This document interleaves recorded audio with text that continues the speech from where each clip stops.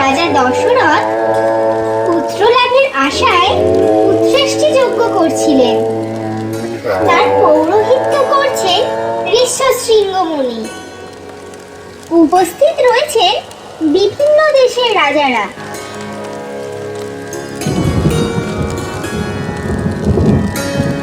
হে মহারাজ দশরথ, আজ আপনার আর গোটা মর্তবাসীর এক পরম আনন্দের দিন, যার দর্শনের জন্য সাধুগণ যুগ যুগ ধরে কঠোর তপস্যা করেন। সেই তিলক পালক ভগবান শ্রী বিষ্ণু উৎকৃষ্টি যজ্ঞে প্রীত হয়ে আপনাকে দর্শন দিতে উপস্থিত হয়েছেন। মহারাজ, সৃষ্টির রচনাকাল হতে যা আজ অবধি ঘটেনি, যার ঘটনার কথা দেব, রাক্ষস, নর, কিন্নর কেউই কল্পনা করতে পারে না। হে অযোধ্যা নরেশ দশরথ, সেই অসম্ভবই আজ সম্ভব হতে চলেছে। কি সেই অসম্ভব যা সম্ভব হতে চলেছে আজ ঋষিবর? আমাকে বলুন, দয়া করে বলুন। মহারাজ, আপনার সূর্য বংশের দীপক হয়ে মর্তে মনুষ্য রূপে অবতার হয়ে আবির্ভূত হতে চলেছেন ভগবান শ্রী বিষ্ণু। কি একে একে সত্যি প্রভু? হ্যাঁ অযোধ্যা নরেশ, এ ঘটনা কল্পনাতীত হলেও এটাই সত্যি। এ মহা সৌভাগ্য আমার মতো সৌভাগ্যহীন সাধারণ মানুষের ভাগ্যে ছিল। হে প্রভু, আপনার অশেষ অশেষ কৃপা আমার উপর। আপনাকে শতকোটি প্রণাম প্রভু। উঠুন উঠুন মহারাজ। হে অযোধ্যা নরেশ দশরথ, এই দেব নির্মিত সন্তানদায়ক পায়েস আপনার মহারানীদের খেতে দিন।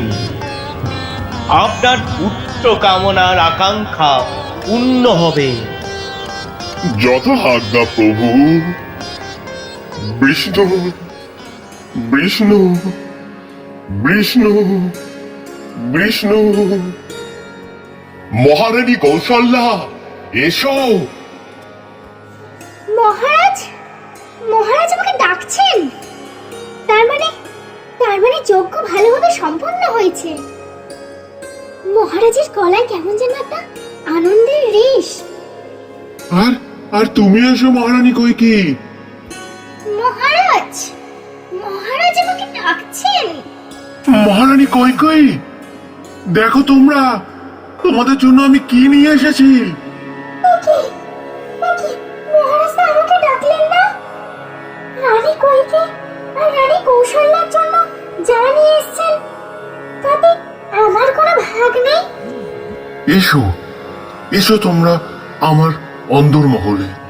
মহারাজ, মহারাজ আপনি এতটা নিষ্ঠুর হতে পারলেন? আপনার এই ছোট রানী সুমিত্রাও তো মা হতে চায়।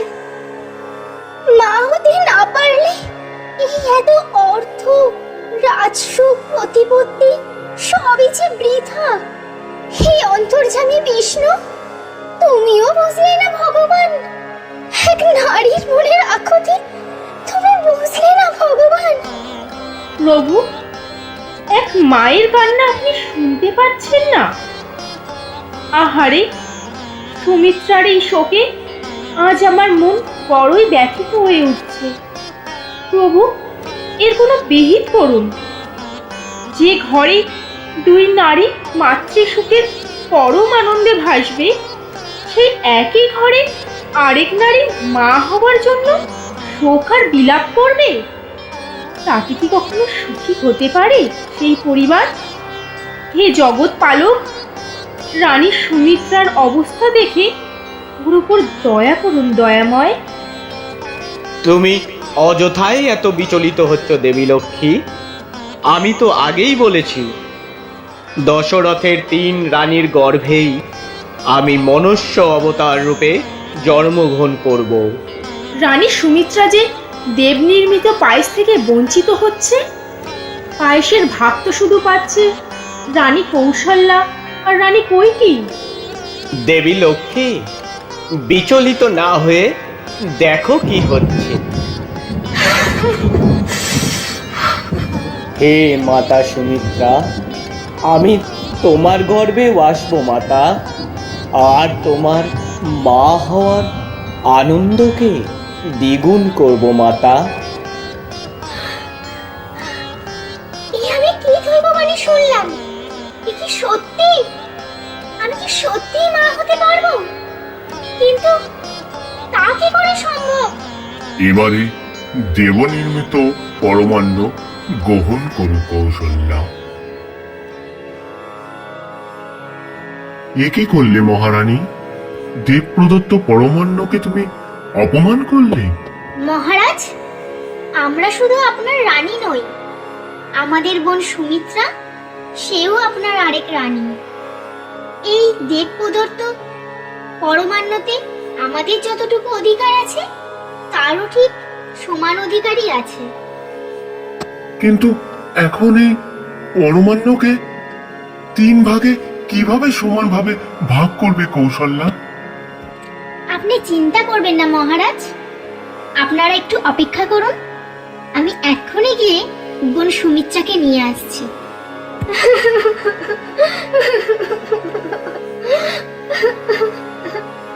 এরপরে বড় রানী কৌশল্যা ছোট রানী সুমিত্রাকে রাজি করায় দেব প্রদত্ত পরমান্ন খাওয়ার জন্য, এবং তাকে মহারাজের অন্দরমহলে নিয়ে যায়।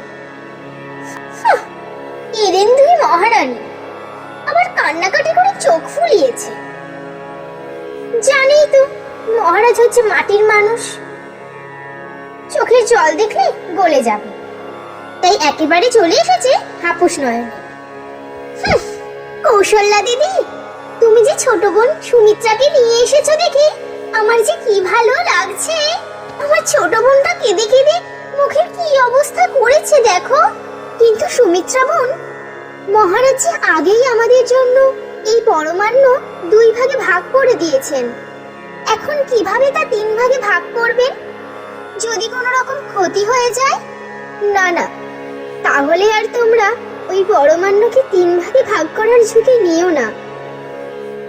কইকি বোন, তুমি চিন্তা করো না, আমার পরমান্ন থেকে সমান ভাগ করে আমি তা সুমিত্রাকে দিয়ে দেবো। কিন্তু তাতেও যদি কোনো রকম খুঁত থেকে যায়, সৎ চিন্তা নিয়ে কোনো কাজ করলে আমাদের কোনো ক্ষতি হবে না বোন কইকি। ভগবান বিষ্ণু আমাদের নিশ্চয়ই সহায়তা করবেন। এ তুমি কি করলে কৌশল্যা? মহারাজ, আমার যতটুকু প্রাপ্য ঠিক সমান প্রাপ্য বোন সুমিত্রারও। এই নাও বোন, এই পরমান্ন তোমার। আর এই পরমান্ন খাবার পরে তোমার যে পুত্র হবে, আর সে হবে কৌশল্যা পুত্রের পরাণ সখা, মানে 2 দেহে 1 প্রাণ। সত্যি সত্যি আজ আমার জীবনের পরম সুখের দিন। শুধু তোমার ছেলের পরাণ সখা হবে না, আমিও আমার পুত্রের জন্য একই রকম এক সঙ্গী সৃষ্টি করব। বোন সুমিত্রা, তুমিও আমার এই পরমান্ন থেকে অর্ধেক নাও, আর এই খেয়ে তোমার যে পুত্র হবে সে হবে কৈকি পুত্রের পরাণ বন্ধু, মানে 2 প্রাণ 1 আত্মা। না, এই মহেন্দ্রক্ষণ আর তোমরা অতিবাহিত করো না। এবার তোমরা নিজের নিজের ভাগের পরমান্ন গ্রহণ করো। ভগবান, তোমার এই অসীম দয়ায় আমাদের এই দুঃখের দিন শেষ হতে চলেছে। হে দেবগণ, রাবণ নিধনে ভগবান বিষ্ণুকে সাহায্যের জন্য তোমরা বীর সৃষ্টি করো। যক্ষরাজ জাম্ববান পূর্বেই আমার মুখ থেকে সৃষ্টি হয়েছে। এখন তোমরা গন্ধর্বী, যক্ষী, বিদ্যাধরী, কিন্নরী এবং বানরীদের গর্ভে পরাক্রান্ত বানর উৎপাদন করো। যথাযথ প্রজাপতি ব্রহ্মা। এরপর দিন যায়, মাস যায়, অবশেষে রাজবৈদ্য এসে মহারাজা দশরথকে সেই সুখবরটি দেন। মহারাজ, মহারানীদের মা হওয়ার শুভক্ষণ অতি নিকট। যদি নির্দিষ্টভাবে বলেন রাজবৈদ্য, তাহলে বড় উপকার হয়। আজ মহারানী কৌশল্যা, কাল মহারানী কৈকেয়ী ও তার পরের দিন মহারানী সুমিত্রার মা হওয়ার সম্ভাবনা প্রবল মহারাজ। মহারানী কৌশল্যা, মহারানী কৈকেয়ী, মহারানী সুমিত্রা, তোমাদের কাছে আমি কৃতজ্ঞ।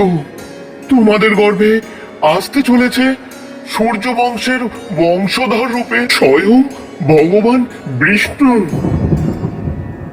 মহারাজ, মহারানী কৌশল্যা পুত্র সন্তানের জন্ম দিয়েছেন। তোমার কাছ থেকে এই সুসংবাদ শোনার জন্য এই কান অধীর ছিল। নাও নাও, আমার এই সোনার হার তোমাকে উপহার হিসাবে আমি দিলাম।